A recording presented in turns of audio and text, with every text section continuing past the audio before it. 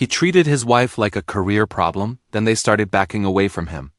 Grant Holloway slowed Talia with a light touch near her elbow, before they reached the circle of people near the tall windows. Not hard enough for anyone to call it a scene. Just enough to stop her. He smiled toward the room first, then looked down and straightened the small silver cufflinks at his sleeves.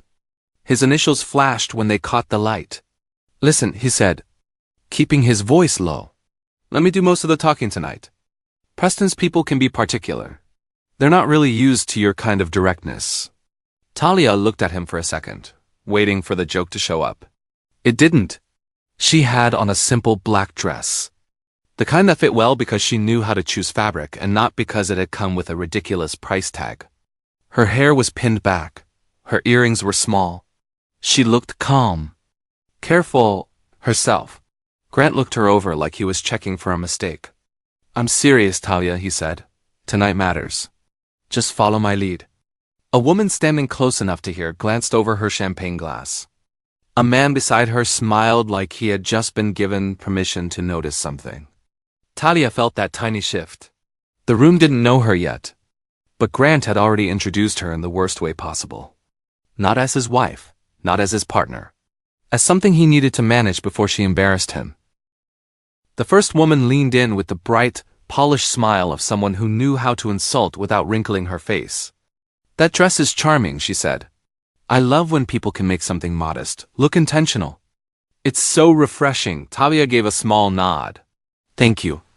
The woman waited like she expected Talia to be grateful for the charity of the compliment. Then another guest, a gray-haired man with a soft stomach and a louder laugh than the room required, sighed. "Grant tells us you work at a community college. Right? Financial aid? That must be such a sweet little calling. Helping kids fill out forms and all that?" A few people chuckled politely. Talia's hand tightened around the stem of her glass.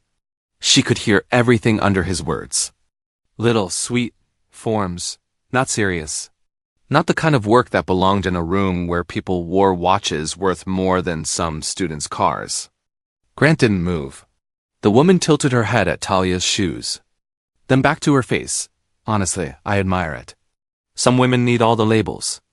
You seem so comfortable without all that." Comfortable. That was one word for being measured and dismissed by strangers before anyone bothered to ask what she knew, what she had carried, or what it cost her to stand there quietly. Talia drew a breath to answer, but Grant's fingers landed on her elbow. It looked gentle from the outside, husbandly maybe, a little guiding touch, but his thumb pressed just enough to warn her.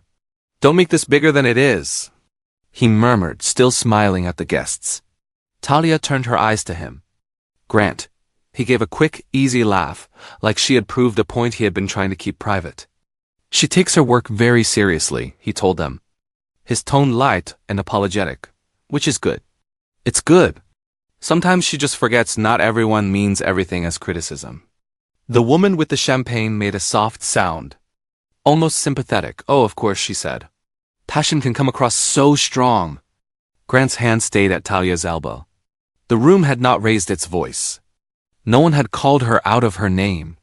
No one had thrown a drink or made a scene. That was the ugliness of it. They were all smiling while her own husband helped them turn her discomfort into proof that she was difficult. Talia stood still because pulling away would have become the story. And Grant knew it. Preston Bellamy stood at the center of the group like the room had been arranged around his breathing. He was tall, silver-haired, and relaxed in the way of men who never had to wonder whether they would be heard. He lifted his glass, and the heavy ring on his finger tapped once against the rim. The sound was small, but people turned. Preston looked at Grant. "Not Talia. Your wife enjoying herself?" Talia was standing right there. Not across the room. Not behind Grant. Right there, close enough to answer without raising her voice. Grant's smile sharpened at the edges. He glanced at Talia like she was a question he hadn't studied for. Preston kept his eyes on Grant. These gatherings can be a lot for someone who doesn't live in this world. A few people smiled into their glasses. Talia felt the familiar heat rise behind her cheekbones. But she kept her face smooth. She had learned a long time ago that some people could take a black woman's silence and call it grace. Then take her voice and call it attitude. Grant could have said, "Ask her.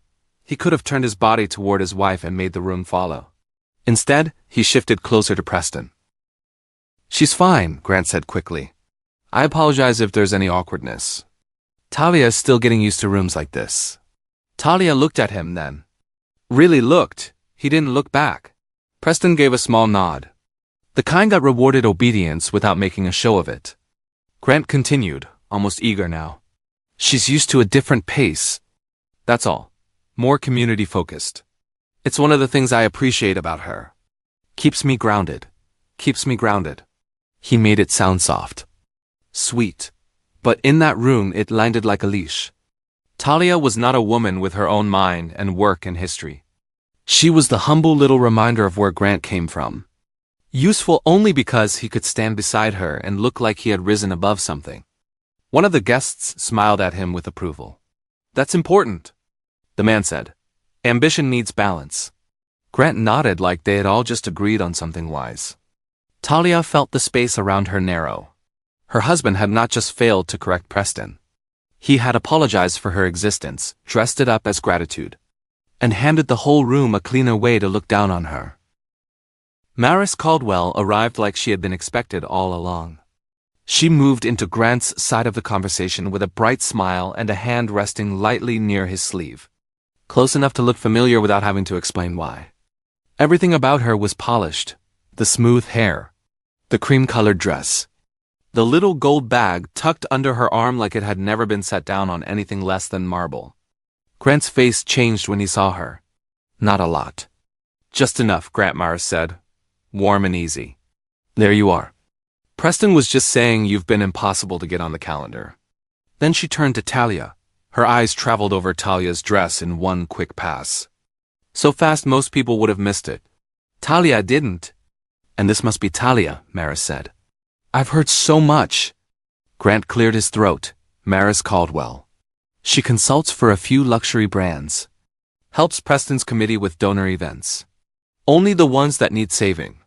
Maris said, and the guests laughed. She reached out and touched the air near Talia's sleeve. "Not actually touching the fabric. You're brave. Wearing something so simple in a room like this? I honestly respect it." The words were soft. The meaning wasn't.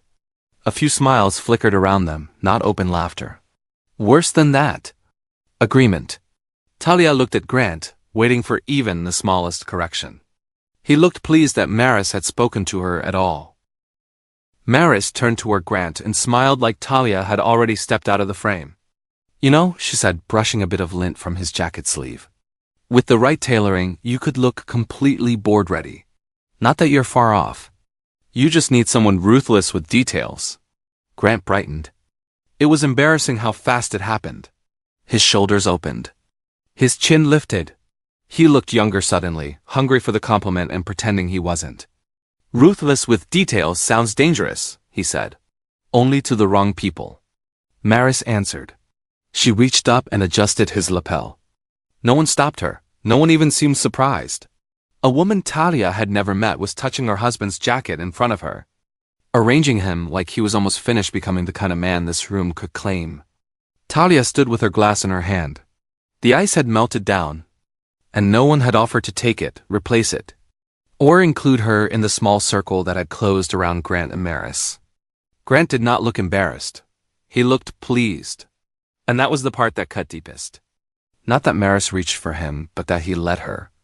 Not that the room noticed, but that he enjoyed being seen that way while his wife stood close enough to feel herself being erased. Someone near Maris lifted a brow and said, "So what does financial aid really involve these days? Mostly paperwork and hand-holding?" That got a light laugh. Talia set her glass down on the nearest table, slowly. Carefully, she didn't raise her voice. "It involves keeping students in school," she said. "Sometimes it's paperwork. Sometimes it's finding a way for somebody's daughter not to drop out because her mother's hours got cut. Sometimes it's explaining a bill to a 19-year-old who's trying not to cry in front of a stranger." The laughter thinned. She looked from the man who had asked the question to the woman beside him. "It's not a hobby." For a second, no one seemed to know where to put their eyes. Maris's smile stayed in place, but it lost a little of its shine. One of the guests shifted his weight. Another suddenly became interested in the ice melting in his glass. Talia had not insulted anyone, she had not boasted. She had simply told the truth plainly enough that the room had to hear itself. Grant's jaw tightened. That was when Talia knew he wasn't proud of her. He was embarrassed that she had made their cruelty harder to hide. Grant stepped in before the silence could turn on anyone but him. "Talia," he said, low enough to sound private and sharp enough for her to feel it. His hand closed around her elbow again. This time he pulled her half a step away from the group. Just far enough to pretend they were having a husband and wife moment. "What are you doing?" he asked. She kept her face forward. "Answering a question, you're proving my point." His fingers tightened. "You can't talk to people like that in these rooms." "Like what?" "Like you're trying to make them feel guilty." Talia turned then. Maybe they should.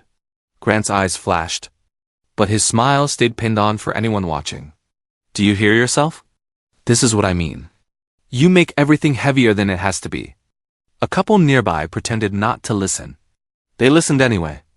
Grant leaned closer. "I need you to stop making people uncomfortable." There it was. Not stop being disrespected. Not let me handle them. Not I'm sorry. Stop making people uncomfortable. Talia looked down at his hand on her arm. Then back at his face. He wasn't holding her like a husband. He was holding her like a problem he planned to put back in its place. Grant released her only when he was ready to be seen releasing her. Then he turned back to Preston and Maris with the kind of clean, practiced smile Talia had watched him use in interviews, client lunches, and every room where somebody richer might decide he was worth keeping. "Sorry about that," he said. Talia's tone can come off stronger than she intends. Maris made a small, forgiving sound, like she had been inconvenienced and was choosing grace. Preston watched Grant over the rim of his glass. Grant kept going. "I'll make sure the evening stays smooth." The words landed exactly where he wanted them to. On Preston. On Maris. On every person who had decided Talia's discomfort was the only threat in the room. Talia stood a few feet away, close enough to hear her husband offer himself as the solution to her dignity. And that was the ugliest part. Grant's lowered voice had never been tenderness. The elbow touch had never been concern. His little public smiles were not peacekeeping. They were tools. A whole quiet system for shrinking her in front of people he wanted to impress, then apologizing to them for the space she still took up. After that, no one bothered to pretend Talia was included. The conversation slid away from her as if she had stepped behind glass. Preston mentioned a smaller gathering after dinner, somewhere quieter, somewhere serious people could talk without all the noise. Grant leaned in at once. Maris smiled like she already knew the address. "There may be room for you," Preston told Grant, "if you can travel light tonight." A few guests chuckled. Grant's eyes flicked toward Talia, then back to Preston so quickly it almost looked accidental. Travel light. Talia heard it the way everyone meant it. Come without the wife who didn't fit. Come without the woman who made people check their words. Come without the reminder that Grant had a life before this room decided he might be useful. For 1 second, Grant could have made it stop. He could have said, "My wife is with me." Instead, he nodded slowly, like Preston had offered him a door and not an insult. "I can be flexible," Grant said. Talia felt something inside her go very still, not broken. Not yet, still. Talia did not tell them her name carried more weight than any of them knew. She did not explain herself. She did not correct Preston. She did not tell Maris that simple did not mean small. And quiet did not mean empty. She only watched. Grant straightened his cufflinks again, smoothing one thumb over the monogram like it was a promise. Then he moved closer to Preston and Maris, close enough that the little circle closed around him and left Talia on the edge. He looked relieved. That hurt more than the insults. Because relief meant he thought he had handled her.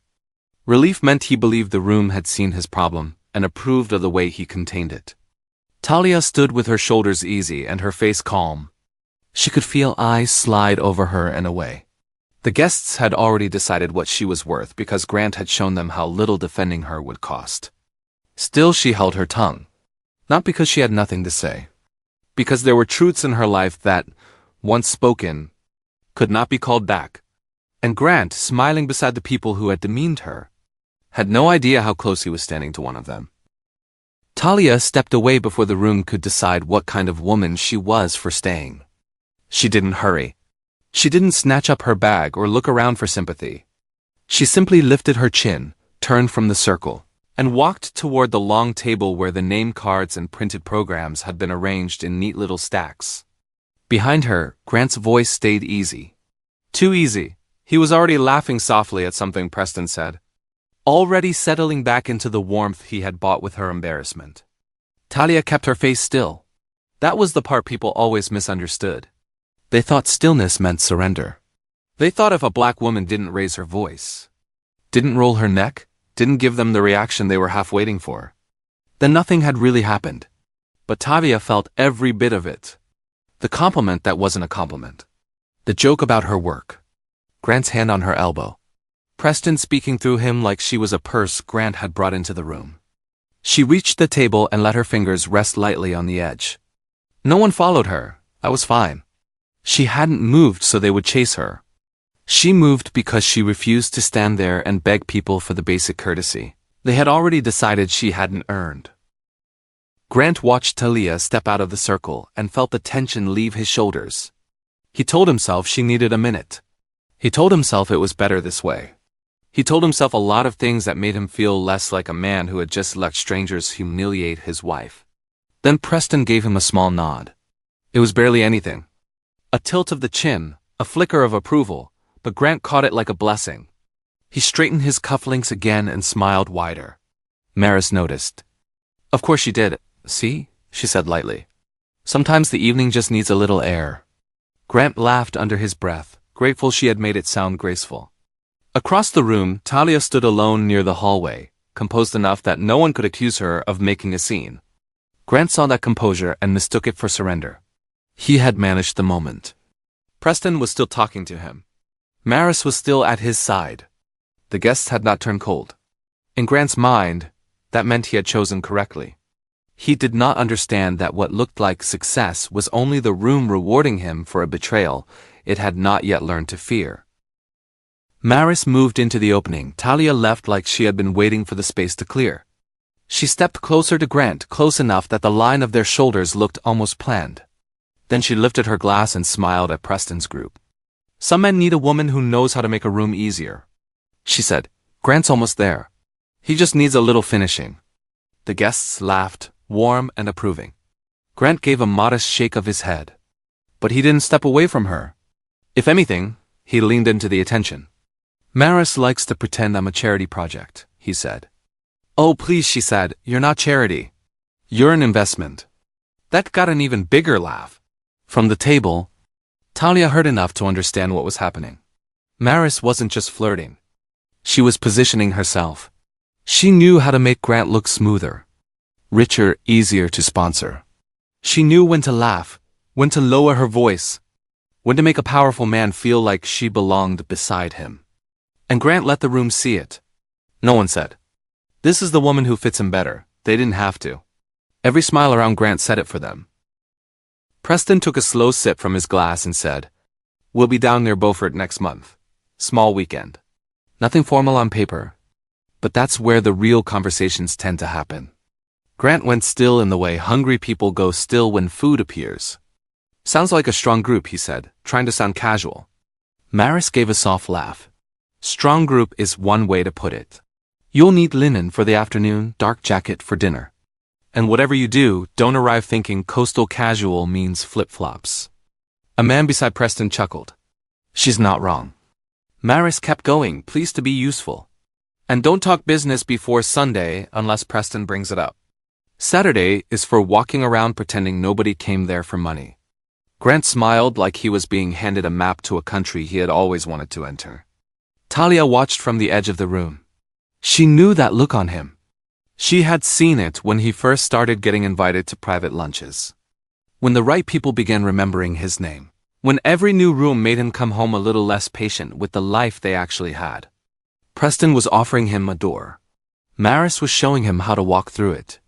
And Talia could feel, with a cold clarity, that Grant was already deciding what kind of wife would make him look best once he got inside. Grant cleared his throat and stepped carefully into the opportunity. I can keep things simple that weekend, he told Preston. Whatever makes the most sense for the group. He didn't say Talia's name. He didn't say we.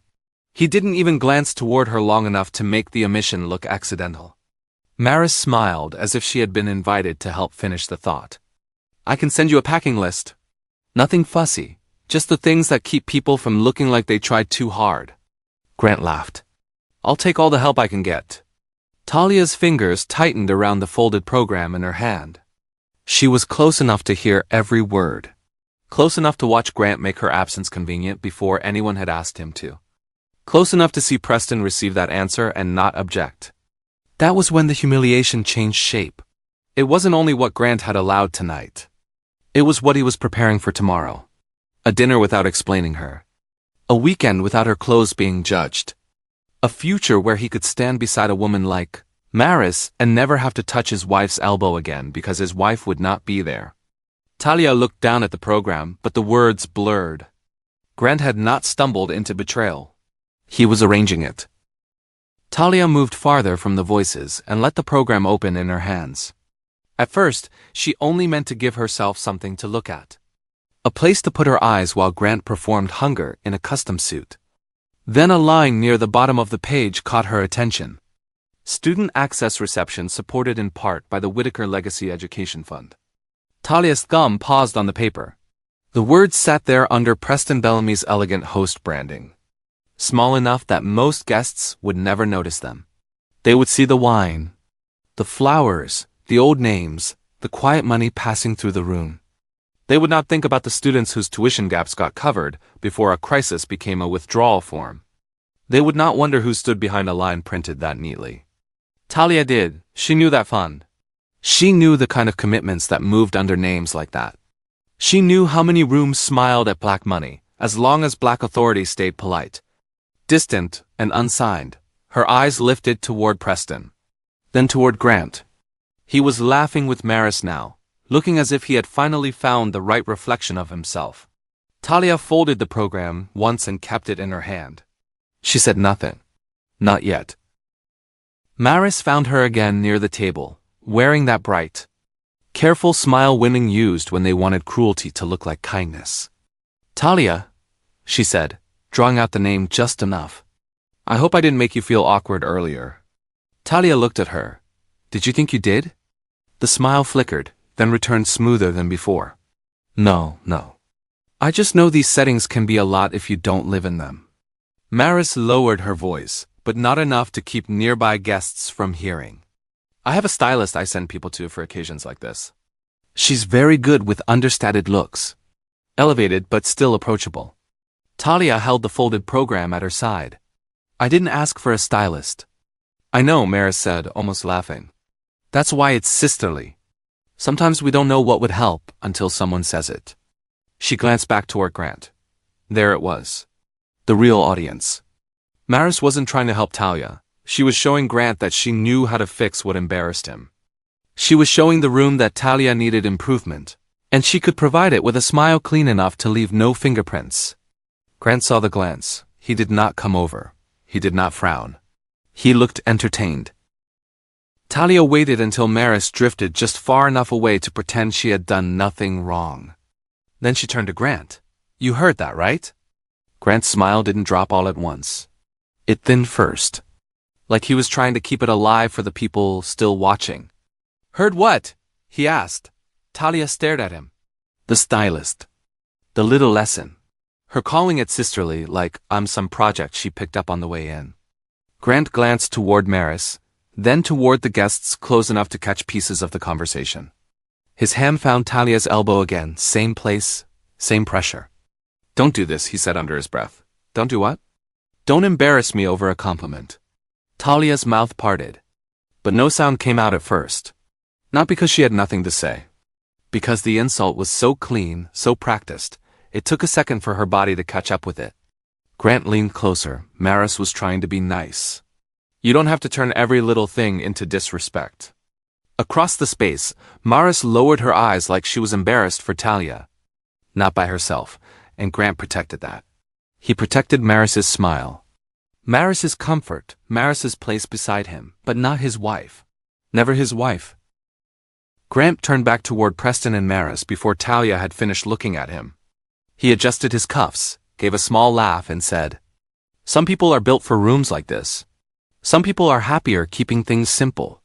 The sentence hung there, dressed up as observation. But Talia knew exactly where he had placed her. Simple was the older car he hated pulling up in. Simple was her job when he wanted to impress people who talked about endowments over cocktails. Simple was the dress Maris had called brave. Simple was the life he had once come home to gratefully, before he learned to be ashamed of needing rest in a place that didn't applaud him. Maris tilted her head toward him, pleased. "There's nothing wrong with simple," she said, "as long as everyone knows where they're most useful." Preston smiled faintly, and the circle accepted it. Grant did not correct her. He did not even flinch. He stood there beside the woman who made him look closer to the future he wanted, while his wife stood close enough to hear him quietly assign her to the past. That was when Talia understood it fully. This was not Grant making one bad choice under pressure. He was rehearsing a weekend without her, a room without her, a version of himself polished by Maris and approved by Preston, where Talia had already been edited out, and all that remained was the inconvenience of making her disappear politely. Talia looked from Grant to Maris, then past them to Preston's circle, where people had gone quiet in that hungry way they did when they hoped someone else's pain might become entertainment. She took her arm back. Grant's fingers slipped away before he could make the grip look like affection again. "I'm not doing this with you," Talia said. Grant's expression hardened. "Talia, no." Her voice stayed even. "I'm not going to stand here while you practice being ashamed of me." Maris's face changed just for a second. The smile stayed, but her eyes sharpened. Grant gave a short laugh meant for the people around them. "Nobody is ashamed of you. Don't be dramatic." Talia picked up her small clutch from the table beside her. "You don't get to humiliate me and then grade how quietly I take it." That took the laugh out of him. A few guests looked away. Preston's ring tapped once against his glass, then stopped. Talia did not wait for anyone to approve the boundary. She did not raise her voice. She did not cry, though something hot pressed behind her eyes. She simply turned and walked out of the circle before Grant could turn her dignity into another scene he had to manage. Grant caught up near the edge of the room, where the music was softer and the hallway opened behind a row of tall plants. He didn't ask if she was all right. He didn't say Maris had gone too far. He leaned in, cufflinks flashing as he adjusted one sleeve, and said, "Do not ruin this for me." Talia looked at him like he had finally stopped pretending. "This?" she asked. "You know what I mean?" His voice stayed low, but his eyes kept flicking back to Preston. "I have worked too hard to get in front of these people for you to make tonight about your feelings." Talia held his gaze. For a moment, something almost like uncertainty crossed his face. Then Maris laughed behind him, bright and easy, and Grant looked back toward the sound. "I'll talk to you later," he said, already leaving. He walked back to them, back to Preston, back to Maris, back to the version of himself that felt richer when Talia was farther away. Talia stood alone beside a small display table. On it sat thick cream event cards with embossed lettering. She picked one up without thinking. Then she saw the name printed near the bottom. Whitaker Legacy Education Fund. Her fingers stilled. Grant had no idea what he had just walked away from. The hallway was quiet enough for Talia to hear her own breathing. She stepped out of sight of the ballroom doors and held the card under a brass wall light. Preston Bellamy's name sat across the top in careful, expensive lettering. Beneath it were the sponsors, the committee names, the kind of polished language rich people used when they wanted generosity to look effortless. Then there it was again. Whitaker Legacy Education Fund. Talia read the line twice. It was small, almost tucked away, but it was real ink on real paper. Attached to Preston's event, attached to the room where his guests had mocked her work and her dress, and her place beside her own husband. A laugh rose from inside the ballroom, muffled by the doors. Talia pressed her thumb against the card's edge. All evening, they had treated her like she had wandered into a world she could never understand.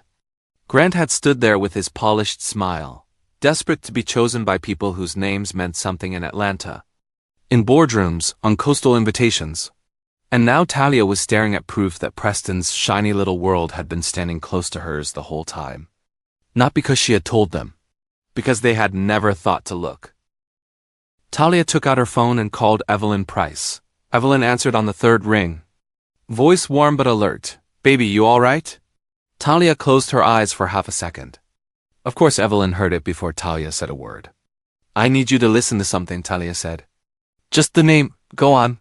Talia looked down at the card. Whitaker Legacy Education Fund. There was a pause. Not confusion. Recognition. Evelyn's voice came back lower. Where did you see that? On the event card. Preston Bellamy's reception. Evelyn did not rush. That's the same fund that helped cover those emergency awards through New Mercy after the storm. The one that kept 3 of our students from dropping out when their housing fell apart. Talia swallowed. Evelyn continued. That name isn't decoration, Talia. I know. No, baby. I mean, I'm seeing what moves when that name gets put behind something. People answer calls they were ignoring 5 minutes before. Talia looked back toward the closed ballroom doors. Inside, Grant was still trying to belong to a room that had just spent the evening looking down on a woman tied to the name printed on its own card.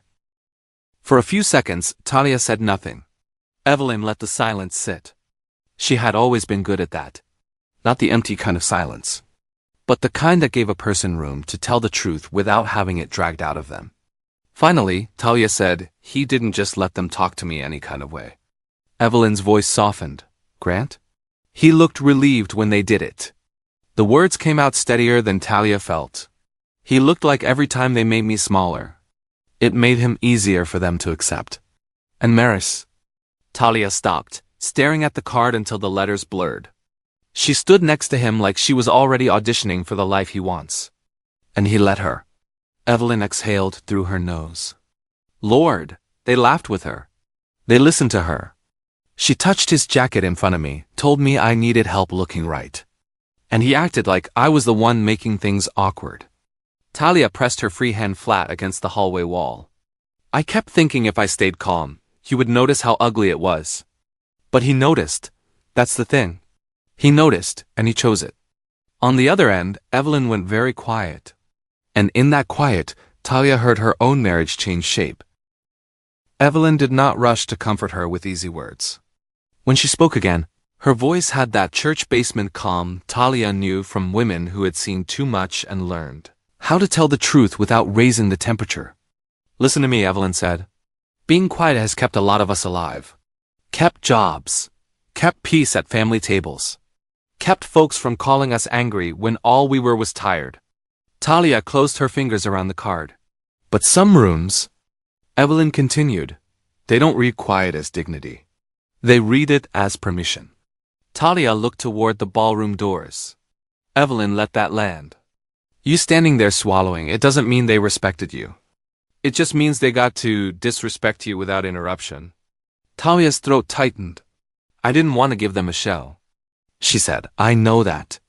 Evelyn's voice softened, but it did not bend. But baby, not giving people a show is not the same thing as letting them keep their foot on your neck politely. The hallway seemed smaller around Talia. For years, she had treated restraint like proof of character.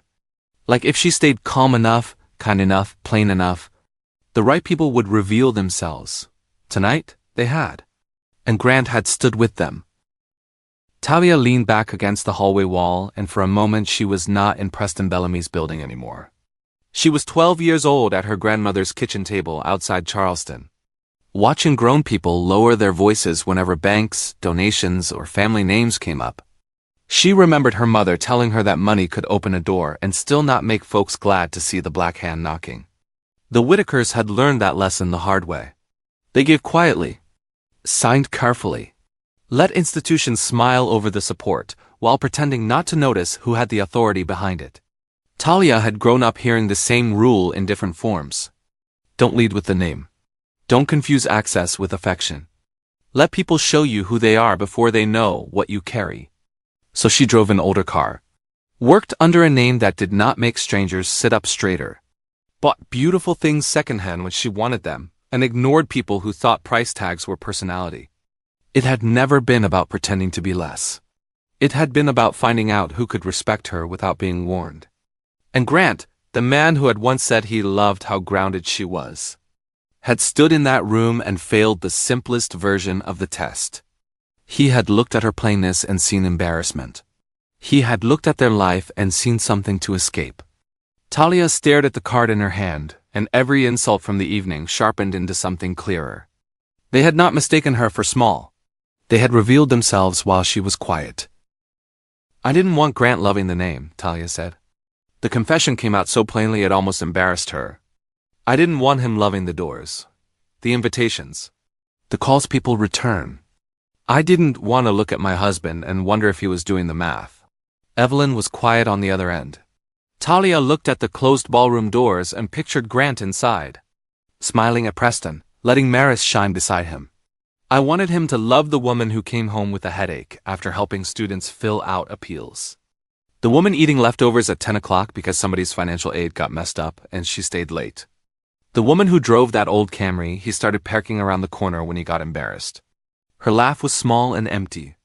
I thought ordinary would protect the marriage." Evelyn sighed.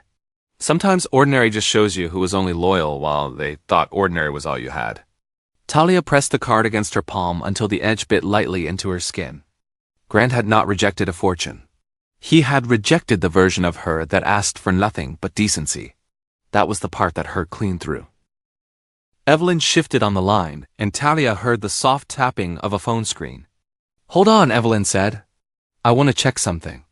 Talia waited in the hall with the card in one hand and the phone in the other, listening to the muffled music behind the ballroom doors. After a moment, Evelyn made a low sound. "There it is." "What?" Talia asked. "I've got an old thread from when we were trying to keep Keisha's boy enrolled after their apartment flooded. Same fund name.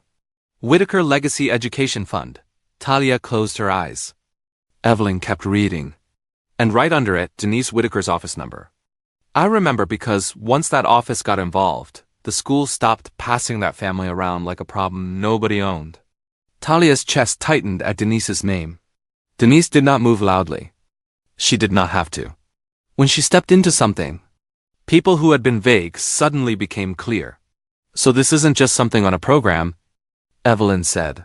"This is connected to your people. To the office that knows how to make folks answer."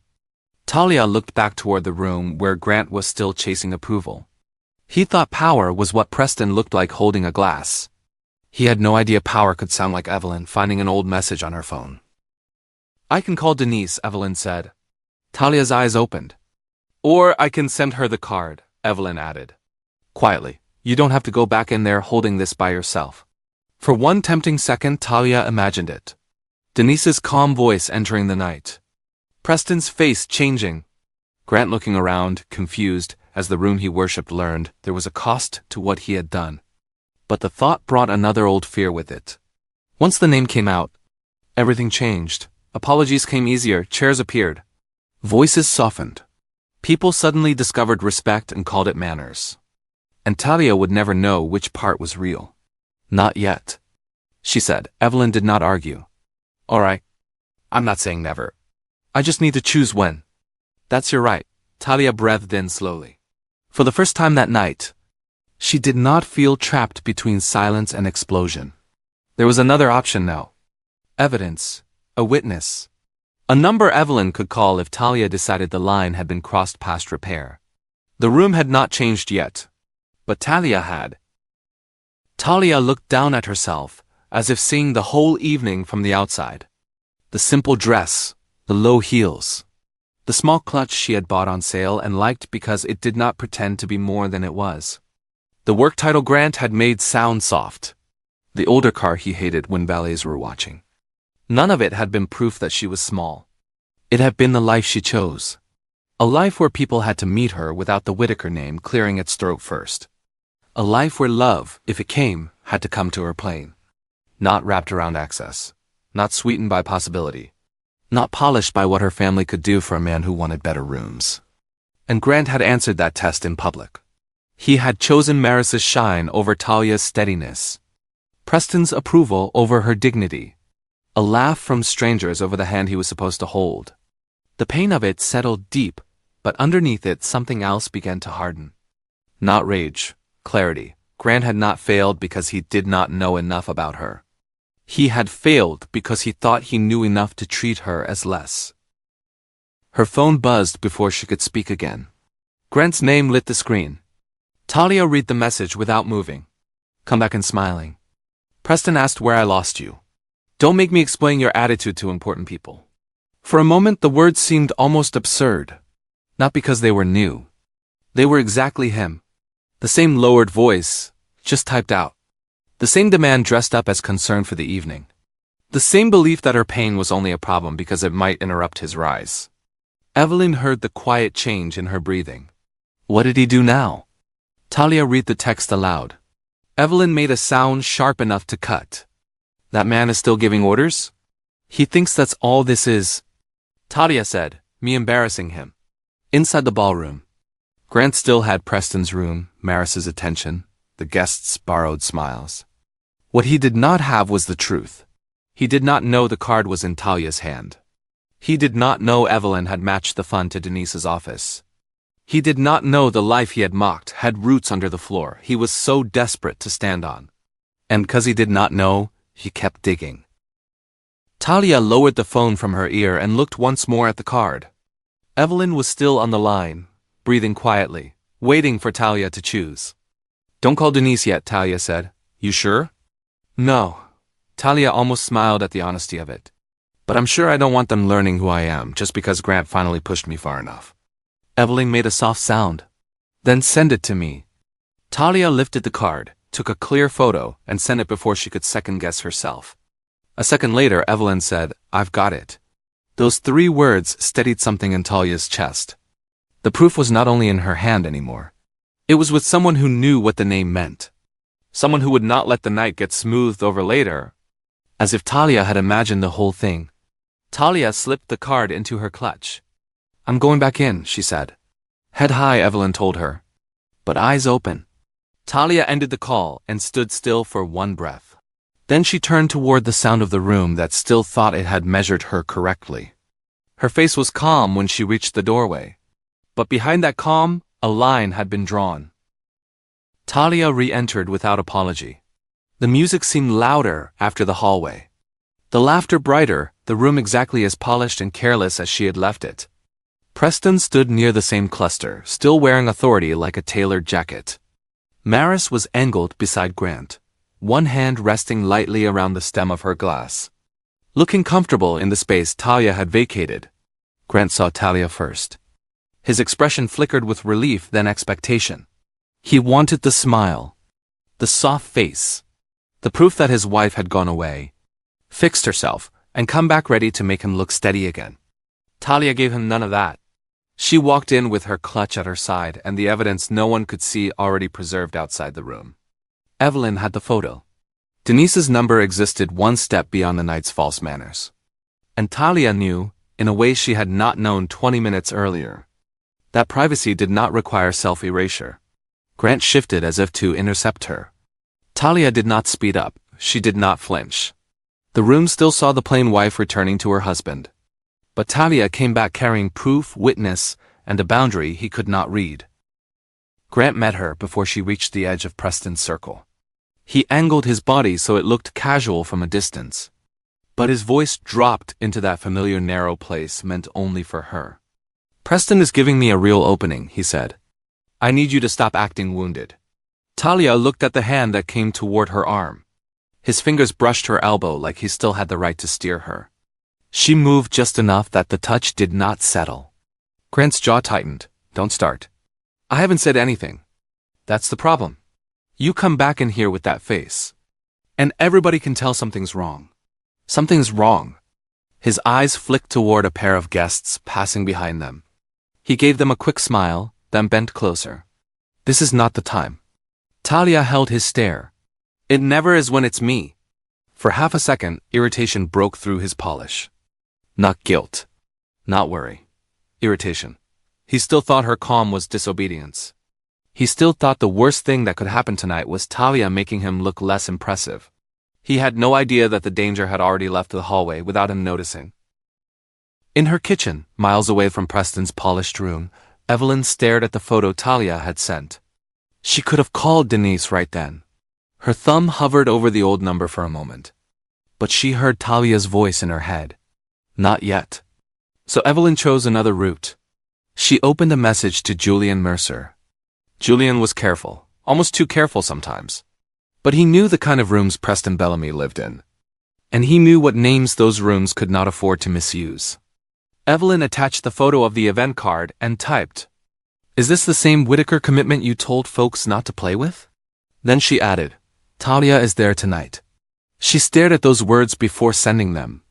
Not because she doubted herself. Because she understood what they meant. This was not gossip. This was not a church lady passing along drama from a fancy reception. This was evidence moving into the hands of someone who could read the room behind the paper. Evelyn pressed send. Then she sat back, phone still in hand, and waited for the kind of quiet answer that could change the temperature in a place she had never stepped inside. Julian called instead of texting back. Evelyn answered on the first ring. "Where did you get that card?" he asked, from Talia. A pause opened between them. Julian's voice came back slower. "She's at Preston's reception?" "Yes, with Grant, Evelyn." He exhaled, and all the caution in him seemed to gather around the name. That fund is not just a sponsor line. Preston has been leaning on that education commitment for the coastal weekend. He's been using it to show people he still has the right relationships behind him. In plain English, Julian. In plain English, if the Whitakers get embarrassed, Preston gets embarrassed. If they step back, he looks like he promised people something he couldn't hold. Evelyn looked toward the dark window over her sink. "And if Talia is tied to that family the way I think she is?" she asked. "Then Preston is standing in a room where somebody has been insulting the wrong woman." Evelyn closed her eyes for a moment. Inside that answer was the first shape of consequence. Not loud yet, but real. Julian did not ask Evelyn for permission to make a scene. He knew better than that, as she would not have given it. Instead, he sent one short message to Preston Bellamy. "Has Denise Whitaker approved the final language around the education commitment before you discuss the coastal weekend tonight?" He read it twice before sending. There was nothing dramatic in the words. No accusation, no mention of Talia being mocked. No threat wrapped in fancy language. But Julian knew Preston would understand enough to look up. Denise Whitaker was not a name people in Preston's world ignored. Not when her office sat close to commitments they used for credibility. Not when a weekend, a donor conversation, or a public promise depended on everybody staying comfortable. The message went through. Julian set the phone down, then picked it back up almost immediately. He could picture Preston in that room, smiling with a glass in his hand, believing he still controlled the evening. And now Denise's name had entered his pocket, quietly, without the guests knowing anything had changed. Preston felt his phone vibrate against his jacket and glanced down with the mild annoyance of a man used to being interrupted only for useful reasons. Then he saw Julian's name. His thumb opened the message. The signet ring on his right hand had been tapping lightly against his glass all evening. It stopped. He read the message once, then again. His eyes moved to the words Denise Whitaker and stayed there a beat too long. Grant was still talking nearby, saying something eager about the weekend. But Preston's attention had shifted. Not enough for most people to understand. Enough for Talia to notice the change in the air without knowing what had caused it. Preston turned slightly toward the young assistant posted near the side wall.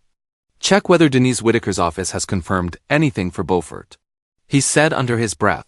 The assistant blinked. "Tonight?" "No." Preston lifted his glass again, but he did not drink from it. Around him, the room kept smiling. Only the center had moved. Grant saw Preston glance at his phone, and for one quick second, worry flashed across his face. Not worry for Talia. Worry that Preston's attention was slipping away from him. So Grant did what he always did when he felt the room moving without him. He tried to make himself useful by making Talia smaller. He gave a light laugh and turned toward Preston's circle. "You'll have to forgive us. Talia's world is more student forms and deadline appeals. Donor weekends might be a little outside her lane." A few guests chuckled because Grant had made it easy for them. Maris smiled into her glass. Grant kept going, encouraged by the sound. "She's great with students, really, but serious planning? That's probably better left to the professionals." Talia stood still. The words hit the room politely, wrapped in humor, but there was nothing harmless in them. He had taken the work she cared about, the work he used to praise when they were alone, and turned it into a punchline for people who had already decided she was beneath them. Preston looked at Grant, then at Talia. Something in his expression did not settle the way Grant expected. Grant missed it. He was too busy enjoying the small laugh he had bought with his wife's dignity. Talia did not smile to soften it. She did not laugh along to save him. My work helps students stay in school, she said. It is not something you get to make small for applause. The laughter around them thinned out awkwardly. Grant's face tightened. Talia, I was joking. No, she said. You were performing. Someone near Preston, a woman with pearl earrings and a careful voice, leaned forward as if she had missed a name tag. I'm sorry, remind me again who you are? Talia turned to her. For the first time all night, she did not let Grant answer. Talia Whitaker, she said. I'm Grant's wife. The words were simple, calm, no announcement behind them. No claim thrown like a weapon. But Preston heard the name differently than everyone else. His eyes lifted from his phone. Whitaker, the same name that had just reached him through Julian. The same name tied to Denise. The same name sitting under the event he had been using to prove his reach. Grant shifted beside her, annoyed that she had spoken for herself. Talia kept her gaze steady. She had spent no power. But she had stopped letting him spend her dignity. Preston shifted half a step away from the conversation and lowered his voice toward his assistant. The wife, he said. Grant Holloway's wife. What's her full name? The assistant glanced down at the tablet tucked against her side. Talia Whitaker. Preston's face changed so quickly most people would have missed it. But the glass in his hand stopped moving. Whitaker, he repeated. Yes, sir. The assistant scrolled, then paused.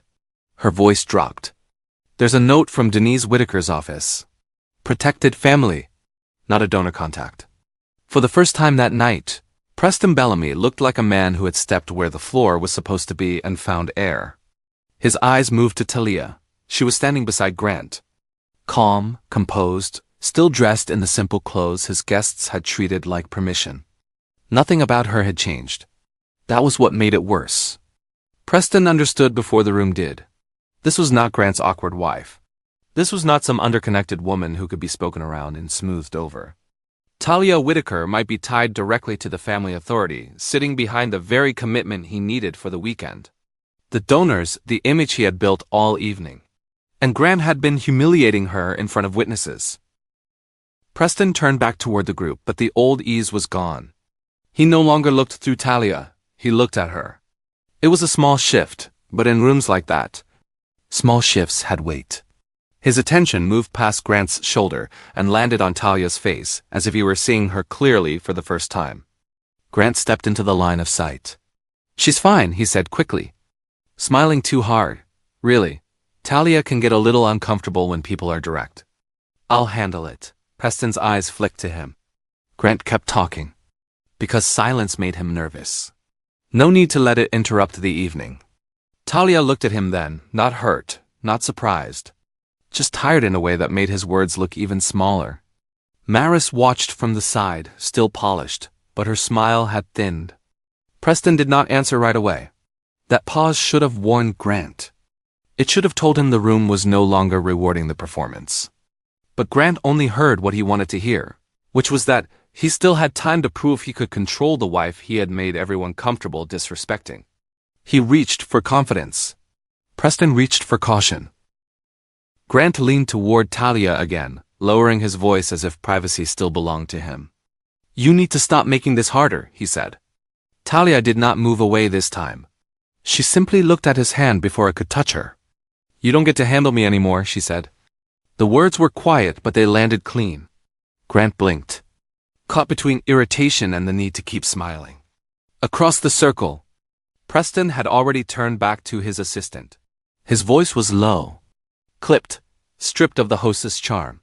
Reach Denise Whitaker's office now. The assistant nodded and stepped away with her phone. Grant noticed the movement but not the meaning. He only saw Preston managing something important and assumed he needed to stay close to power. Talia saw enough. Preston kept watching her now, carefully. Like a man trying to measure how much damage had already been done without letting everyone else know he was measuring it. The room still looked the same. The glasses still shone. The guests still murmured over soft music and expensive flowers. But beneath all of it, something had begun moving toward the surface. Talia had drawn her line. Preston was seeking confirmation. And Grant, still standing between them with his practiced smile, had no idea the night was turning against him. Preston's assistant slipped away toward the side hall, phone already at her ear. Grant watched her go, then straightened his cufflinks as if pulling himself back into order. He stepped close to Talia again, careful to keep his face pleasant for anyone looking their way. "This," he said under his breath, "is exactly why I can't bring you into serious rooms." Talia stared at him. He mistook her silence for the old kind. The kind that let him keep talking.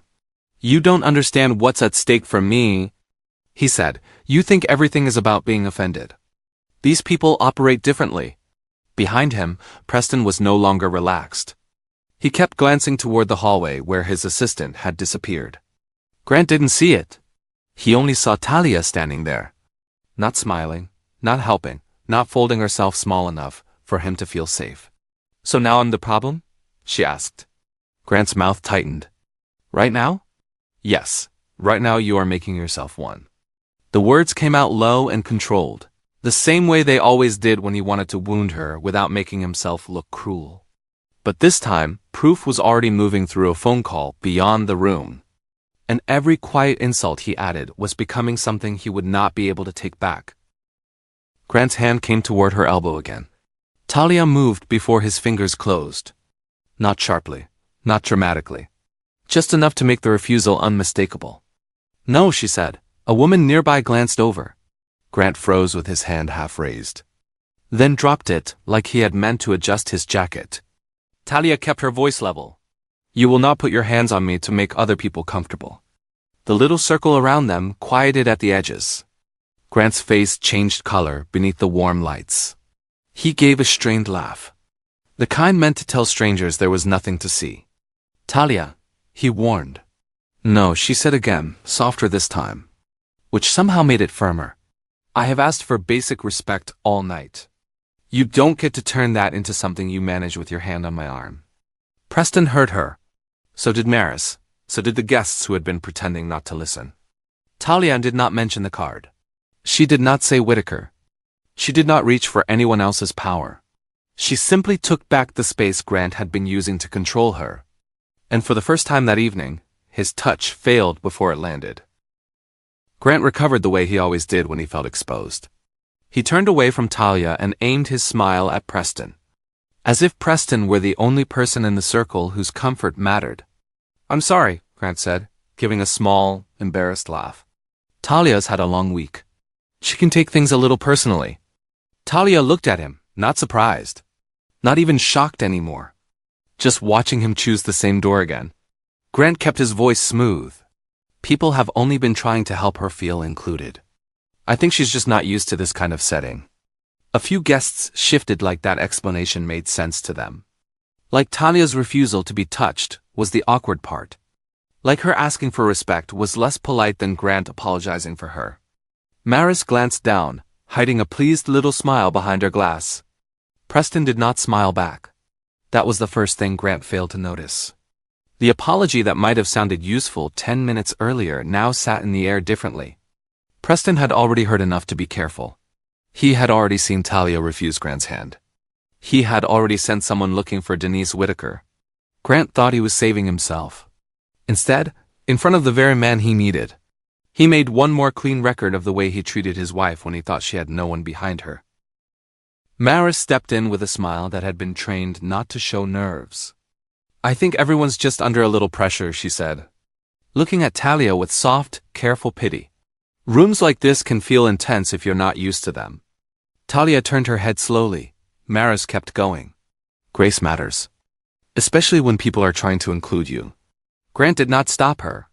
He stood beside Maris with his jaw set, letting her speak into the space where his loyalty should have been. Maris touched the rim of her glass. "I'm happy to help smooth things over this weekend." "Grant, Beaufort can be tricky if people bring the wrong energy into it. The wrong energy? Talia almost smiled at that. Not because it was funny. Because Maris had no idea how close she was standing to the edge of her own sentence. She was claiming the weekend in front of Talia, offering herself as the polished woman who could make Grant acceptable.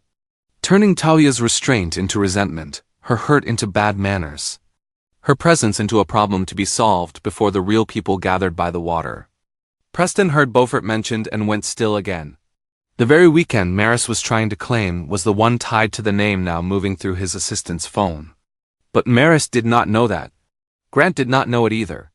So they stood there, side by side, enjoying one last moment of false safety. Preston's assistant came back from the side hall with her phone held close and her expression too controlled. "Mr. Bellamy," she said quietly. Preston turned at once. The assistant did not hand him the phone right away. She looked at the people around him, then lowered her voice. "Miss Denise Whitaker is on the line." That name cut through Preston's posture before it reached anyone else's understanding. He took the phone. The speaker was not loud, but the circle had gone quiet enough for the voice to carry. "This is Denise Whitaker," the woman on the line said. Calm, precise, not asking for permission to matter. "I understand Talia Whitaker is there tonight at an event tied to a Whitaker-backed education commitment." Preston's face tightened. Denise continued. "I need to know why someone protected by this family is being discussed in that room without anyone from your side, making sure she is being treated appropriately." Grant frowned, trying to follow the words and failing. Maris stopped smiling. Talia stood very still. She knew that voice. Knew the way her aunt could make a room sit up straighter without raising hers. Preston knew it too in a different way. He knew enough to understand that this was not gossip. Not a misunderstanding. Not some social inconvenience he could charm away. Authority had entered the room. And it had not entered on Grant's side. Preston held the phone like it had become heavier. His eyes moved once to Talia. Then away, then back again. "Miss Whitaker," he said. And the smooth host voice had changed.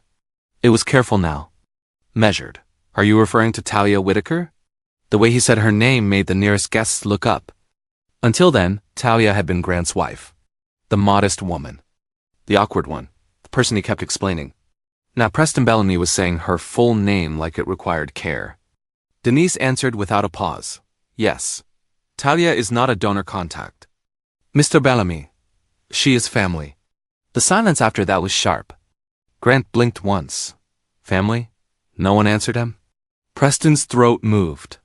He looked at Talia again, and this time there was no third-person dismissal in his face. No easy superiority. No lazy assumption that Grant could translate her for the room. "Talia Whitaker," Preston said again, softer, as if correcting himself in public. Talia did not rescue him from the discomfort. She did not nod to make him feel better. She simply let the name sit there, spoken properly at last. While Grant stood beside her trying to understand why the room's most important, man had suddenly stopped treating her like someone who could be managed. Preston's hand lowered from his glass. The old rhythm of his signet ring against crystal was gone. He stepped slightly away from Grant, and the movement was small enough to be polite, but clear enough for every trained eye in the circle to read. Grant noticed only after it happened. Preston turned to Talia directly. Not to Grant, not around her, not over her shoulder. "To be clear, Miss Whitaker," he said, "have you been made uncomfortable tonight?" The question changed the room. It was not dramatic. No one gasped, no music stopped. But a few people who had been pretending to study their drinks suddenly became very interested in Preston's face. Because Preston Bellamy did not ask careful questions of people he considered harmless. He did not step away from a rising associate unless there was a reason. He did not put his attention on a woman he had ignored all evening, unless ignoring her had become dangerous. Grant's smile thinned. "Preston, I really don't think—" Preston lifted one hand. "Not even looking at him. I asked Miss Whitaker." That landed harder than an insult. Grant had spent the night positioning himself as the person who could explain Talia. Preston had just removed him from the middle. And all at once, the room began learning where to look. Talia felt every eye settle on her. A little earlier, that attention would have felt like another trap. Another chance for them to measure her voice, her clothes, her face, her restraint. Now she took one breath and answered like someone telling the truth, not asking permission to be believed. Yes, she said. I was spoken about while I was standing here. My work was treated like a joke. My clothes were commented on like I should be grateful to be allowed in the room. Maris's mouth tightened. Talia looked toward her, then back to Preston. I was compared to another woman while my husband stood there and let it happen. Grant shifted. Talia, she did not stop. And when I asked for basic respect, Grant touched my arm, lowered his voice, and told me not to make it bigger than it was. The quiet around them thickened. Some of the guests who had laughed earlier looked down. Not because they suddenly became better people. Because Talia had named the room back to itself. And once she said it plainly, it was harder to hide behind manners. Preston's face remained controlled, but his eyes sharpened. Denise stayed on the line. Silent, listening. Talia did not mention money. She did not explain the Whitaker name. She did not plead. She simply put the harm where everyone could see it. And Grant lost the comfort of calling it her mood. Grant moved before he thought. His hand reached for Talia's elbow again. The same old reflex dressed up as concern. Don't make this bigger than it is, he said under his breath. But the room was too quiet now. People heard him. Preston heard him.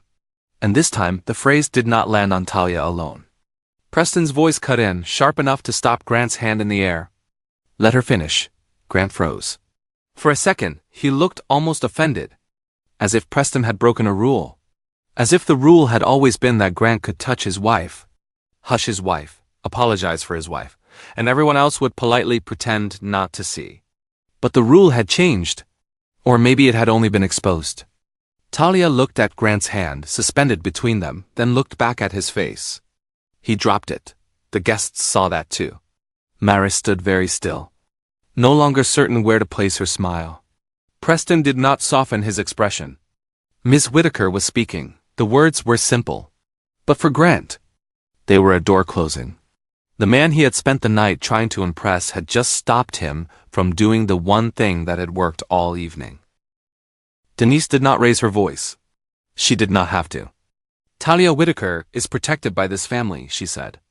And any reception, weekend, or public commitment using our family's support will not be tied to people who degrade her in public.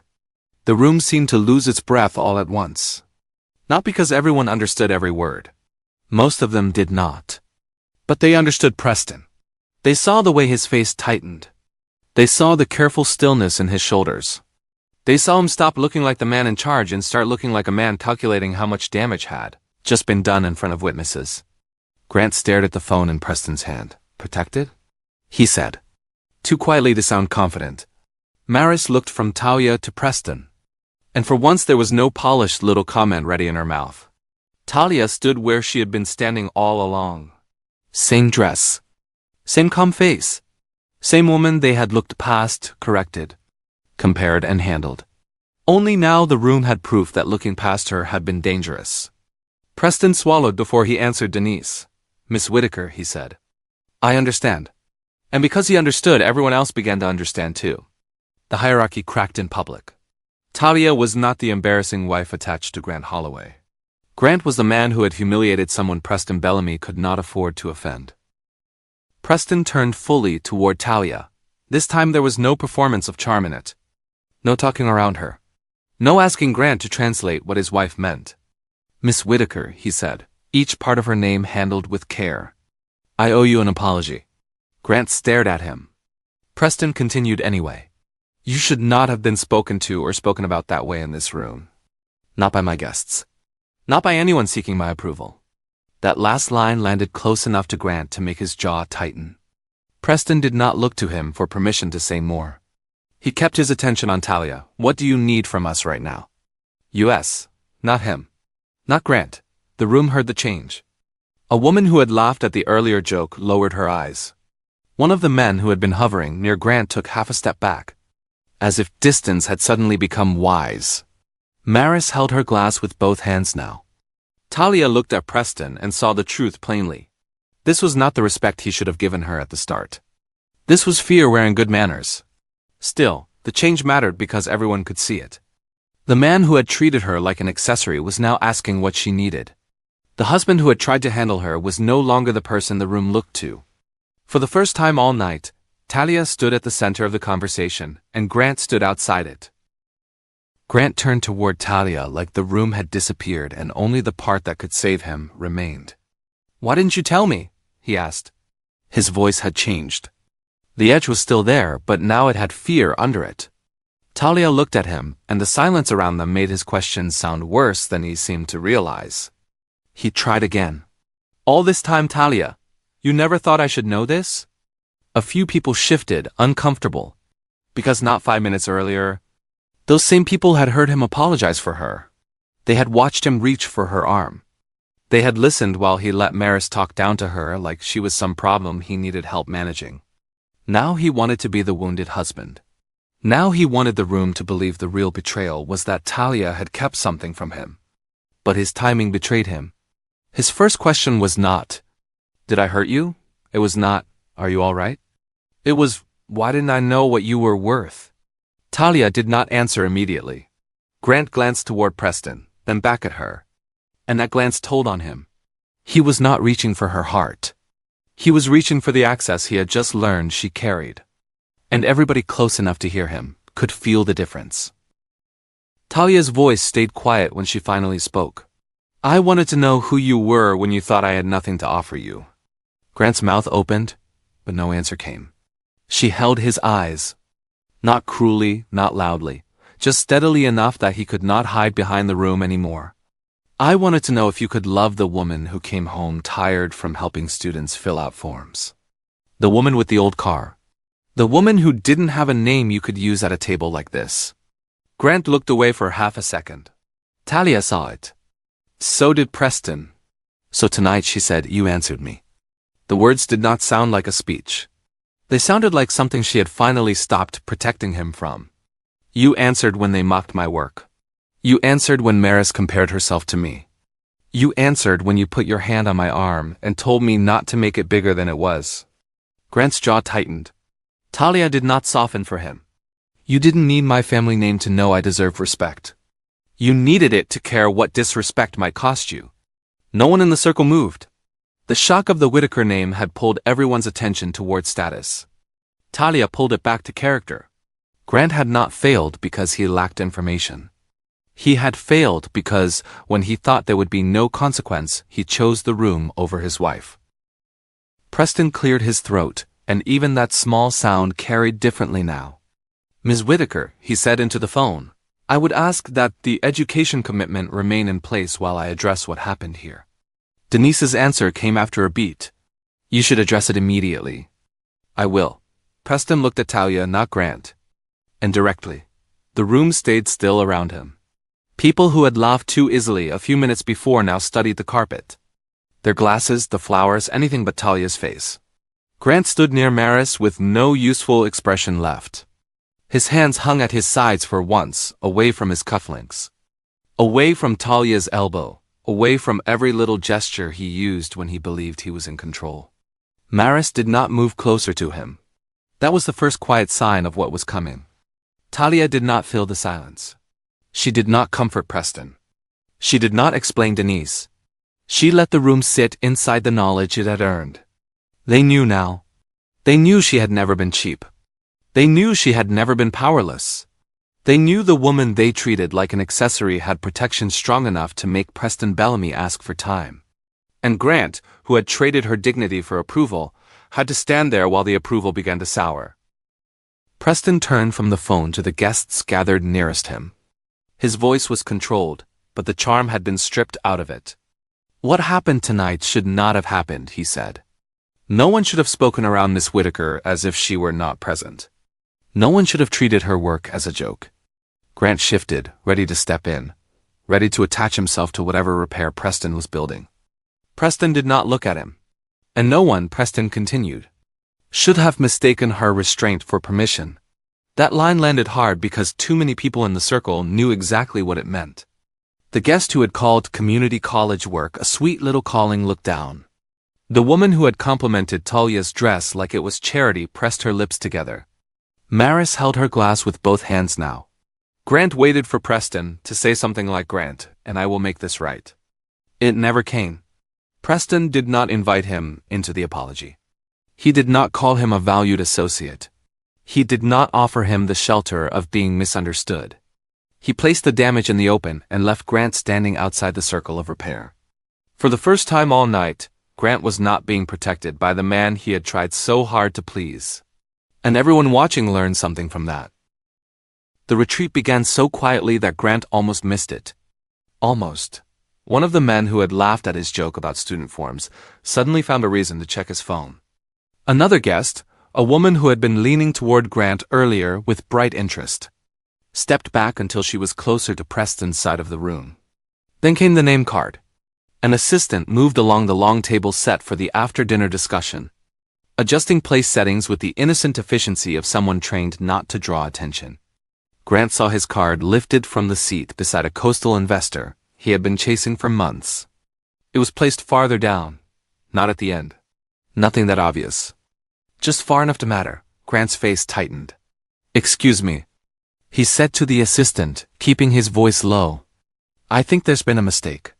She glanced toward Preston before answering. "We're making a few adjustments. A few adjustments." That was how rooms like this punish people without raising their voices. No one had announced that Grant was losing access. No one had embarrassed him with a speech. They simply moved the seat he thought he had earned. Talia saw it happen. She did not smile. But she also did not rescue him from the humiliation of finally being rearranged by the same rules he had used against her. Preston did not let the seating change sit as the only signal. He turned to his assistant, his voice low enough to sound controlled and clear enough for the people closest to him to hear. "Pause Grant's weekend materials for now." Grant's head snapped toward him. The assistant nodded once. Of course, Preston kept his eyes on the room. Not on Grant, until we understand exactly who participated in making MSIs. Whitaker uncomfortable, nothing moves forward. The words were dressed in manners. But there was no kindness in them. Grant stepped closer. "Preston, wait, I don't think that's necessary." Preston gave him a look that stopped him before the next sentence could form. The coastal weekend had been the thing Grant had chased all night. He had smiled for it. He had swallowed insults when they were aimed at Talia. He had let Maris stand beside him, like a preview of the life he thought he deserved. And now the invitation was no longer certain. Not cancelled loudly. Not ripped away in a scene. Paused. Which was worse. In that room, because everyone understood what a pause meant. It meant risk. It meant distance. It meant no one wanted their name tied too tightly to his until Preston knew how much trouble he had brought near the table. Grant looked at Talia then, finally, but not like a husband seeing a wound. Like a man seeing a door closing? A man named Charles, a developer who had spent the first half of the evening calling Grant sharp and promising to introduce him around Beaufort. Approached with a strained smile, Grant seized on him like a man spotting a rope. "Charles," he said too quickly, "we should still connect about those coastal investors. Maybe tomorrow?" Charles looked past him once, toward Preston. Then toward Talia. "Let's wait," he said. Grant's smile held. But only because he forced it. Wait until things are clearer. The phrase was gentle enough for company and cold enough to close a door. Grant's throat worked. Right, of course.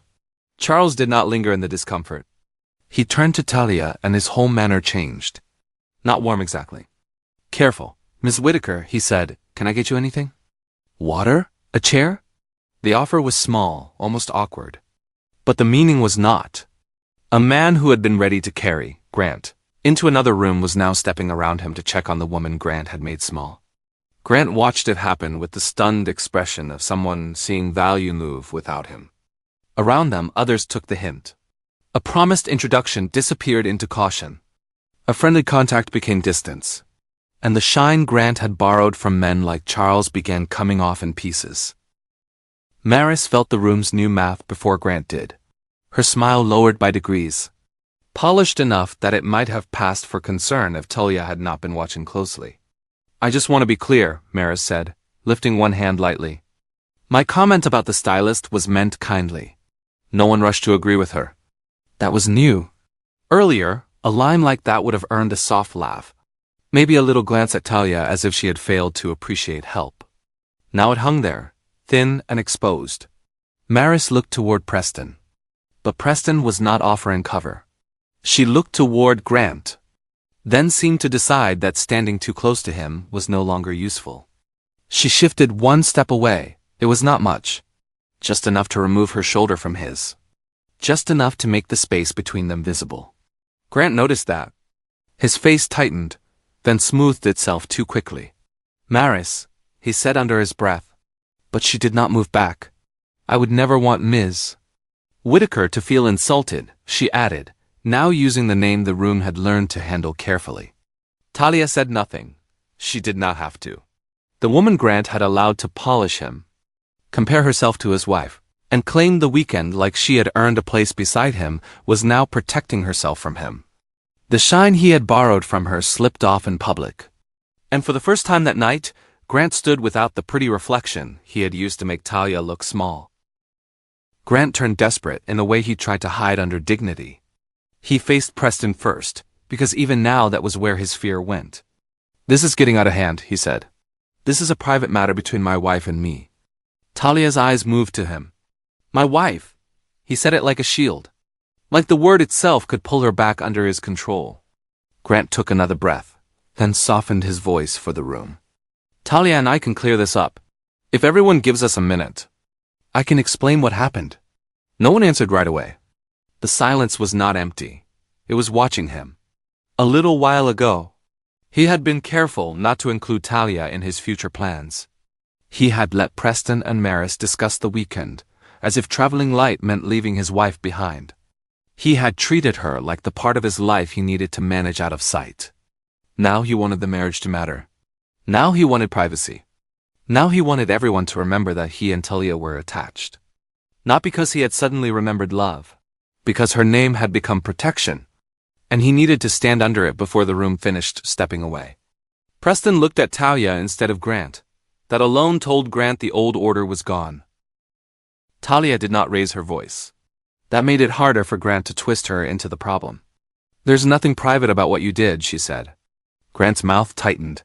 "Talia, come on, no." The word stopped him clean. She looked around the circle, then back at him.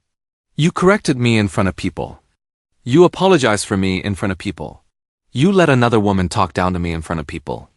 You put your hand on me in front of people." A glass clicked softly somewhere near the table. Talia did not look away. "So you don't get to make it private now because the room finally understands it was wrong." Grant swallowed. She continued, still calm. "I'm not helping you turn public disrespect into a misunderstanding between husband and wife." Denise remained on the line, quiet enough to let Talia own the moment.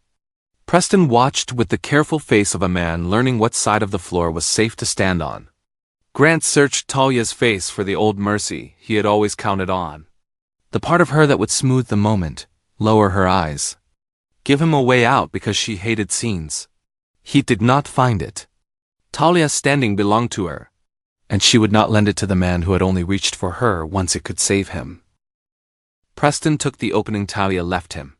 He adjusted his cuffs once, but the gesture did not have its earlier ease. He was not performing power now. He was trying to keep what remained of it. "Grant," he said. Grant turned too quickly. "Yes, sir." That little answer made the room even colder. Preston's expression did not change. "Your judgment tonight has made it difficult for me to put you in front of people who expect discretion." Grant's face stiffened. Preston kept going, and respect. And basic loyalty. The last two words landed directly where Grant lived. He tried to recover. "I understand the optics look bad. But this is not optics," Preston said. A few heads turned at that. Preston did not raise his voice, but he made sure the sentence carried. "I watched you minimize your wife after she was insulted. I watched you apologize to the people who made her uncomfortable.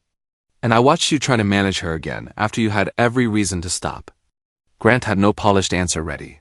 What had looked like ambition an hour earlier now looked careless.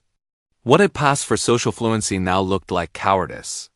What he had treated as proof that he belonged had become proof that he could not be trusted in a room where consequences mattered. Preston turned slightly away from him. That was enough. The man Grant had been trying to impress was no longer claiming him as safe. After Preston said it, the room finished the lesson for him. People began making choices with their feet. A small group that had been standing near Grant loosened and drifted apart. One man crossed toward Preston as if he had always meant to speak with him. A woman who had been waiting for a chance to hand Grant her card slipped it back into her clutch. The easy current around him dried up. No one announced it. No one had to. Grant looked left and found Maris angled away from him. He looked right and saw two guests lower their voices the second his eyes reached them. Across the room, someone who had promised to connect him with a lender gave a tight nod and turned toward another conversation. His phone, which had been buzzing all evening with little signs of momentum, stayed still in his hand. Talia stood several feet away, quiet and steady, while people approached her differently now. Not warmly. Exactly. Carefully, as if her comfort had become something they needed to be seen respecting. That was the larger reversal. It was not only that Talia had protection. It was that Grant had become dangerous to stand beside. The room did not need every detail about the Whitaker family. It did not need a lesson about commitments or boards or money. It understood the human part. Grant had humiliated a black woman everyone now knew was protected. And the safest thing to do was step away from the man who had made that mistake in public. Recognition spread without another word. And Grant felt his borrowed status collapse one quiet retreat at a time. Grant stood in the middle of the room and finally saw the shape of what he had done. The weekend packet he had been waiting on was no longer moving. Maris was no longer tucked beside him like proof that he belonged. Preston was speaking around him now, not to him. And every guest who had leaned in earlier had found a reason to lean somewhere else. His eyes went to Talia. She was not loud. She was not gloating. She was not performing victory for anyone. She was just steady. That steadiness hit him harder than anger would have. All night. He had treated her calm like something he could use. Something he could press down on. Something that would hold while he reached for richer people and shinier approval. Now he understood too late that her calm had never meant she was empty. He looked toward Maris again, but she had placed herself just far enough away to make the distance official. He looked toward Preston, but Preston's attention was elsewhere. He looked at the guests. And not one of them gave him the warm little nod he had been collecting all evening. For the first time, Grant's face showed something close to regret. But it was not the clean kind. It came with panic under it. It came with the sick knowledge that he had traded his wife's dignity for a room that would not even stand beside him once the cost arrived. His hand went to his cufflinks, then stopped. There was nothing left for him to straighten. Grant stepped toward Talia with the urgency of a man watching the last door close. "Talia," he said, "please, help me fix this." She did not move. He lowered his voice, but the room was listening now. And he knew it. We should talk. As husband and wife.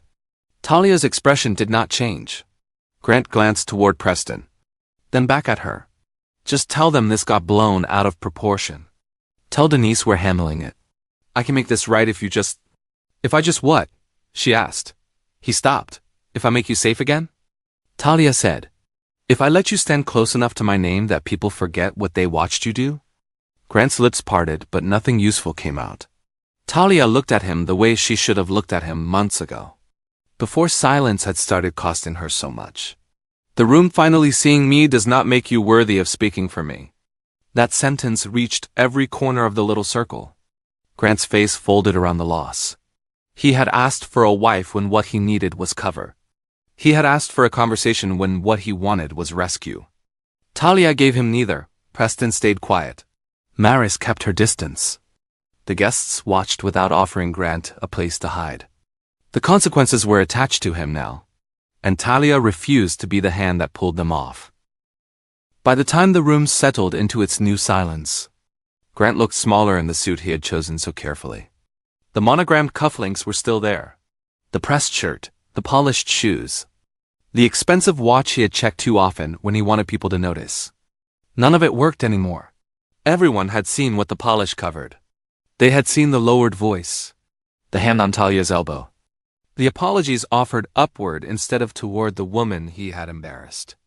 They had seen how quickly he reached for his marriage once that marriage became useful. Preston's warmth was gone. Maris's shoulder was gone. The little circle of people waiting to congratulate him had dissolved like it had never been real. Grant stood with his hands at his sides, trying not to look abandoned. Talia was a few steps away, and the room gave her space now. Not the cold space of dismissal, a careful space. A respectful one. That difference was its own kind of punishment. Grant had wanted to be seen as the man who belonged. Instead, he had become the man everyone understood through the worst thing he had done in public. And Talia no longer had to explain him, cover for him, or soften the truth so he could survive it. Grant moved toward her with the look of a man trying to make desperation sound private. "Talia," he said, keeping his voice low, "can we step aside?" She did not move. He glanced once toward Preston. Then back at her. "Please, as my wife. Just give me a minute." There it was again, not tenderness, not grief. A strategy dressed in a softer tone. "We can fix this," he said. "If you just help me explain it to Preston. I can make him understand that I didn't know. None of this had to go this far." Talia looked at him for a long second. The room was still close enough to hear. But Grant was acting like lowering his voice could turn the damage invisible. That had always been his way. Pull her half a step aside. Make the problem her reaction. Shrink the wound until it fit inside his comfort. Only now he was asking her to do it with everybody watching. He wanted her to leave the open air of accountability and follow him back into a corner where he could manage her. His hand twitched like he might reach for her again. But he caught himself. That tiny restraint told its own story. He was not changed. He was scared. Talia kept her feet where they were. "No," she said. Grant's expression tightened. "I'm not trying to fight with you. You humiliated me in front of everyone," she said. "You don't get to ask for privacy now that everyone can see what it cost you." A hush moved through the people nearest them. Grant leaned in a fraction. "Talia, this is between us. It became between us and this room when you made me smaller for their approval." He looked away, jaw working, but she did not let him use the pause. "You corrected me where they could see it. You let them talk to me like I was lucky to be standing here. You let Maris make herself comfortable in a place you should have been protecting." Maris looked down at her glass. Talia's voice stayed even. That made it worse for him because there was nothing in it he could call dramatic. "You don't get to drag this into a corner and ask me to clean it up." Grant swallowed. For years, private had meant Talia carried the bruise where no one else had to look at it. Tonight she refused that bargain. The harm had been public. So's her boundary. Grant's face shifted into apology because every other face had closed to him. "I'm sorry," he said quickly. "I am. I should have handled it differently." Talia watched him, waiting. He did not last 3 seconds. "Can you have Denise call Preston back?" he asked. "Just to clear the air. If she tells him this was a misunderstanding. Maybe the weekend can still—" He stopped, but not soon enough. The words had already stepped out into the room. Preston's eyes cooled. Grant tried to recover. "I mean, he needs to know I didn't know who you were." "That matters, Talia. I didn't know." Talia's face did not change. But something final passed through her eyes. There it was. The apology was not for the elbow. Not for the jokes. Not for standing beside Maris while his wife absorbed insult after insult. It was for the lost weekend. It was for Preston's distance. It was for the doors that had started closing. Grant's voice lowered again. "Just tell them I didn't know. Tell them I would never have—" He stopped himself that time because even he heard it. "I would never have if I had known you could cost me something." No one needed to say it for him. His own panic had done the work. Talia took one step closer, not to comfort him, but to make sure he heard her without hiding behind the room. "You knew enough," she said. Grant's eyes flicked up. "You knew I was your wife when they mocked my job." He opened his mouth, but she kept going. "You knew I was your wife when you put your hand on my elbow and told me to be quiet without using those words. The people around them stayed still. You knew I was your wife when you apologized to the people who insulted me." Grant looked toward the floor. "And you knew I was your wife when you let Maris stand beside you like I was something you were trying to outgrow." Maris's face flushed, but Talia did not turn toward her. This was not about giving Maris the center. This was Grant's failure. "You keep saying you didn't know who I was," Talia said. "But you knew I was a person. You knew I was a black woman standing in a room that had already decided I was safe to look down on. You knew I was being embarrassed." Her voice stayed steady. "You just thought there would be no consequence for joining in." Grant had no answer that would not make him smaller. The old excuse died right there. He had not needed her lineage to show loyalty. He had needed character, and he had chosen access instead. Preston turned back to the guests, and this time he did not try to cover the damage with charm. His signet ring rested against the side of his glass. Still for once. "Let me be clear," he said. "Talia Whitaker will not be treated as an accessory to anyone's ambition in my rooms." The sentence moved through the circle like a door closing. Grant's face changed before he could stop it. Preston looked toward his assistant. "Grant will not be included in the coastal weekend." Grant took half a step forward. "Preston, and the investor introductions tied to it are off the table." No one spoke over that. There was no room left for pretending.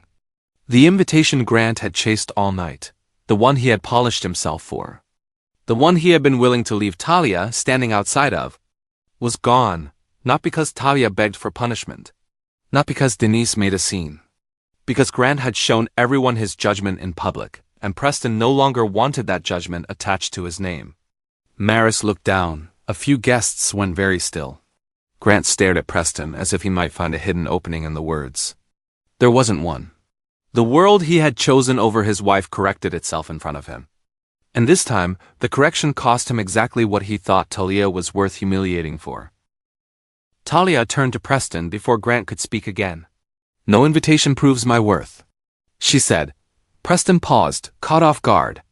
"And no apology from this room changes what happened just because everyone is embarrassed now." A few guests shifted under that, but Talia's attention stayed on him. The students connected to that education commitment should not lose anything because adults in an expensive room forgot how to treat people. Denise's voice came through the phone, quiet but present. "Talia." It was not a warning. More like acknowledgement. Talia continued, "That support stays with them. Not because this room earned grace. Because they shouldn't pay for what happened here." Preston nodded slowly. "Understood." Grant stared at her like he was seeing the part of her he had dismissed all at once. The work he had joked about. The students he had made sound small. The plain life he had treated like proof she had nothing to offer him. Even now, with the room afraid of her name, Talia was not using power to perform cruelty. She was using it to protect what mattered. That made Grant's loss sharper. He had wanted her value only after it could save him. But her values had been there the whole time, steady and visible, in the very life he had been ashamed of. Grant turned back to Talia with nothing polished left in him. "Talia, please," he said. "I'm sorry. I know I messed up." She looked at him for a long second. The room waited because everyone understood this was the last place he could try to hide. "You're sorry now," she said. Grant swallowed. "I'm sorry because I hurt you." Talia's eyes did not move from his face. "No. You're sorry because Preston stopped rewarding you." The words landed clean. Grant flinched like she had raised her voice, though she had not. "You didn't come to me when they insulted my work," she said. "You didn't come to me when Maris stood beside you like I was already gone. You didn't come to me when you put your hand on my arm and told me to be quiet for your sake." He shook his head once. "That's not fair." "It is fair," Talia said. "It's just late." The stillness around them deepened. Talia took a breath, and when she spoke again, there was no anger in it for him to argue with. "I'm not going back to a man who needed consequences before he could recognize my humanity." Grant's face opened with panic. "Talia, no, one word. Finally enough to end the life he thought he could keep using." She did not bargain. She did not soften it for the guests. She did not reach for his shame and turn it into her responsibility. The man who had made her feel replaceable was the one pleading now. And Talia left him with the only answer he had earned. After that, there was nothing left for Grant to hold on to. Maris would not meet his eyes. She shifted toward a group of women near the table. Careful not to look like she was fleeing, but everyone saw the distance anyway. Preston turned away from Grant completely and spoke into the phone with Denise. His voice low and respectful now, the kind of careful tone he had refused Talia at the start of the night. Grant stood between conversations that no longer opened for him. The people who had laughed with him had gone quiet. The people who had promised introductions had found safer company. The woman he had displayed as proof of his new life had stepped out of the picture the moment the picture became expensive. He looked toward Talia once more. She was not watching him anymore. That was what finally made him look lost. Not angry. Not embarrassed. Lost. Because the room he had worshipped had taken back its welcome. And the wife he had treated like baggage had taken back herself. There was no polished woman waiting to replace what he destroyed. No patron reaching out a hand. No soft laugh to make him feel chosen. Only Grant Holloway, left in the middle of an elite room, wearing the public meaning of his own choices. He had wanted to travel light.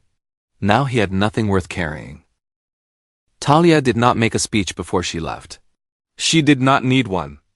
Denise stayed available, close enough through the phone and the room's new caution to make clear that Talia was protected. But not so close that she took the moment away from her. Preston stepped aside when Talia moved toward the exit. "Whitaker," he said carefully. Talia gave him a small nod. Nothing more. That was all he was owed. Her phone lit in her hand as she reached the hallway. A message from Evelyn waited on the screen. "You all right, baby?" For the first time that night, Talia's face softened. She typed back with steady fingers, "I'm leaving." Then, after a pause, she added, "And I'm all right." Behind her, the room remained careful with her name. Careful with the silence she left. Careful with the memory of what they had said when they thought she had no one behind her. Grant stayed inside with no one speaking for him. Talia kept walking. Her simple black dress moved quietly around her knees. Her older car waited outside. Her ordinary life still belonged to her, but it no longer required her to disappear inside it. She had not been cheap. She had not been powerless. She had not been replaceable. Her modesty had been a test of character. And that room had failed it in public. But Talia did not leave as their lesson. She left as herself, protected when she wanted protection. Rooted where she chose to be rooted. Free from a man who only learned her value when fear entered the room. And this time, no one reached for her elbow to stop her.